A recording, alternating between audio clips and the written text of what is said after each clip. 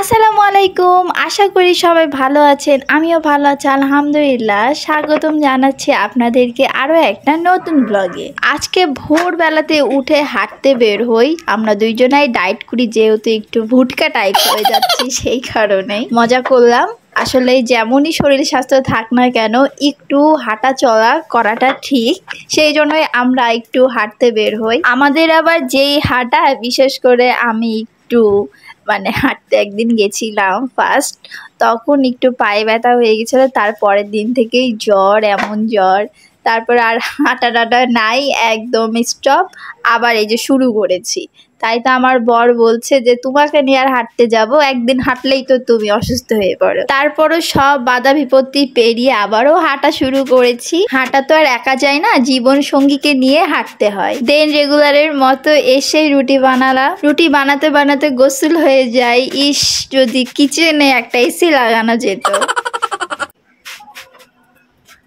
আম্মু আবার একটা প্যাকেট পাঠিয়েছে খাবারের, যেখানে কেক ছিল, আপেল ছিল আর প্যাটিস ছিল। প্যাটিসটা নাই, পেটে চলে গেছে। আব্বু প্রোগ্রামে গিয়েছিল, সেখানে 2 প্যাকেট পেয়েছিল, ওই জন্য আমাকে 1 প্যাকেট পাঠিয়েছে। গোলাপ ফুলের কলিটা যে কি সুন্দর, তো আমি চিন্তা করছি ফুলটা কত সুন্দর না হবে, সেই জন্য খুব ওয়েট করছি যে কখন ফুল ফুটবে। এই দিক দিয়ে গাছে পানি দেওয়ার কাজটা শুরু করলাম প্রতিদিনের মতো। ইদানিং খেয়াল করছি ফুল গাছের কাছে এসেও পাখি এত সুন্দর করে ডাকে যে চিন্তা করছি এখানেও খেতে দিব। আমি কারি পাতা গাছটা যখন নিয়ে আসছিলাম তখন তো ছোটই ছিল গাছটাতে, আর খুব একটা বেশি পাতাও ছিল না। তো এখন আবার খেয়াল করছি যে অনেকগুলো পাতা গজিয়েছে নতুন নতুন। কিন্তু আমার এই হাজারি গোলাপের গাছটার যে কি হয়েছে, পাতাও গজায় আবার পাতা পড়ে যায়।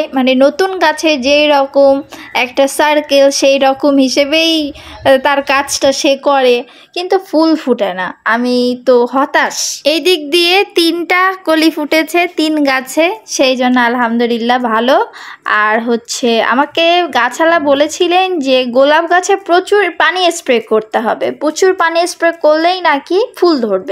সেজন্য আমি যথেষ্ট চেষ্টা করি ভালো মতো পানি স্প্রে করার, আর সেই রকম করি। আর অ্যালোভেরা গাছটাও অনেক বড় হয়েছে, ঝাঁকড়া ঝাঁকড়া।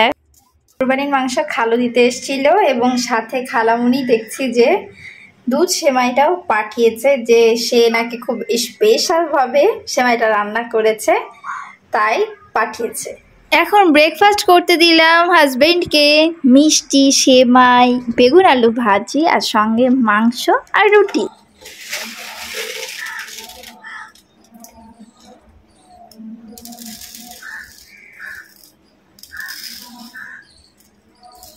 খাবার শেষ হলে আমি বারে বারে এসে দেখে যাই, খাবার শেষ হলে আমি আবার দিই, যেহেতু স্পেসটা অনেক ছোট। আর এই ছোটোর কারণে যদি আমি অনেকগুলো করে ভর্তি করে দিই, তো কি করে ওরা এসে খায় তো খায়, আবার চালগুলো নিচে ছিটিয়ে দিয়ে যায়। এক্ষেত্রে কি চালের অপচয় ঘটে, তাই না? যে ওরা তো আর বুঝতে পারে না। তো সেই জন্য আমি অল্প করেই দিই। আমি কিছুক্ষণ পরে এসে যদি দেখি যে খাবারগুলো শেষ, তখন আমি আবারও দিই।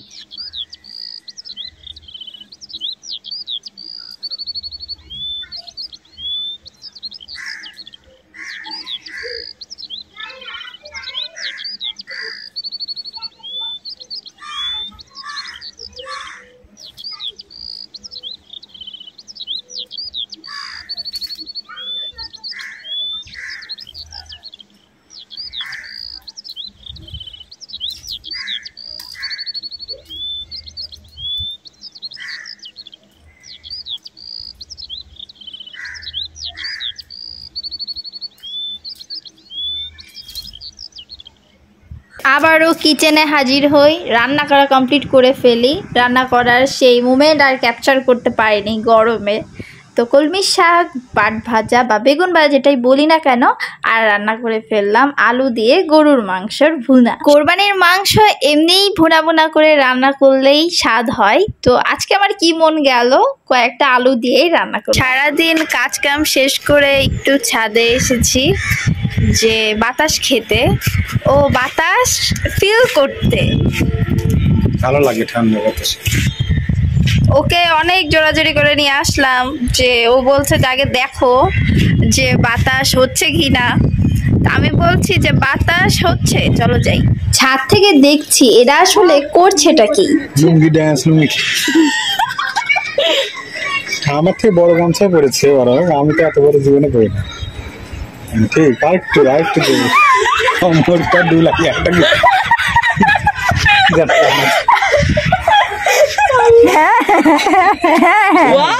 মাথারি মাথারি ছুটি মেয়ে ওই দেখছি ঠিকঠাক আছে নাকি শুরু করবে, এবার ওর ইচ্ছা দেখছে, কিন্তু ভাবছি যে ওর মতো ভালো লাগবে না ওকে। না না পয়েন্ট আছে। হ্যাঁ হ্যাঁ হ্যাঁ হ্যাঁ